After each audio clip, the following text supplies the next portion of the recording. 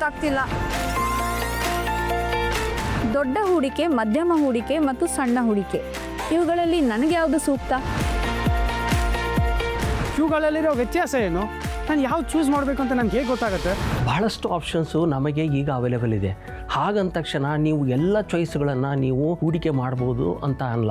ನಿಮ್ಮ ಗೋಲ್ ಏನಾದರೂ ಅಂದರೆ ನಿಮ್ಮ ರಿಕ್ವೈರ್ಮೆಂಟ್ ಏನಾದರೂ, ನಿಮಗೆ ನೀವು ಯಾಕೆ ಹೂಡಿಕೆ ಮಾಡ್ತಾ ಇದ್ದೀರಿ ಮತ್ತು ಎಷ್ಟು ವರ್ಷ ನೀವು ಹೋಲ್ಡ್ ಮಾಡಲಿಕ್ಕೆ ರೆಡಿ ಇದ್ದೀರಿ ಅಂತ ಒಂದು ಕ್ಲಾರಿಟಿ ಬಂದರೆ ಅದರ ಪ್ರಕಾರ ಈ ಪ್ರಾಡಕ್ಟ್ಗಳನ್ನು ನೀವು ಇನ್ವೆಸ್ಟ್ ಮಾಡ್ಬೋದು. ನೋಡಿ, ಈಗ ಲಾರ್ಜ್ ಕ್ಯಾಪ್ ಅಂದರೆ ಸ್ವಲ್ಪ ದೊಡ್ಡ ದೊಡ್ಡ ಕಂಪ್ನಿಗಳಿರುತ್ತೆ ಆ ಕ್ಯಾಟಗರಿಯಲ್ಲಿ.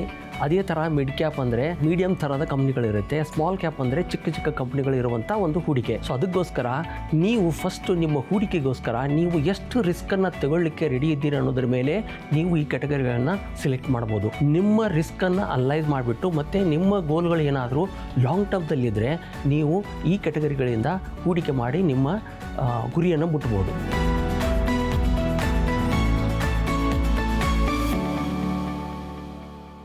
ಮ್ಯೂಚುವಲ್ ಫಂಡ್ ಹೂಡಿಕೆಗಳು ಮಾರುಕಟ್ಟೆಯ ಅಪಾಯಗಳಿಗೆ ಅಧೀನವಾಗಿವೆ. ಸ್ಕೀಮ್ ಸಂಬಂಧಿತ ಎಲ್ಲ ದಸ್ತಾವೇಜುಗಳನ್ನು ಗಮನವಿಟ್ಟು ಓದಿಕೊಳ್ಳಿ.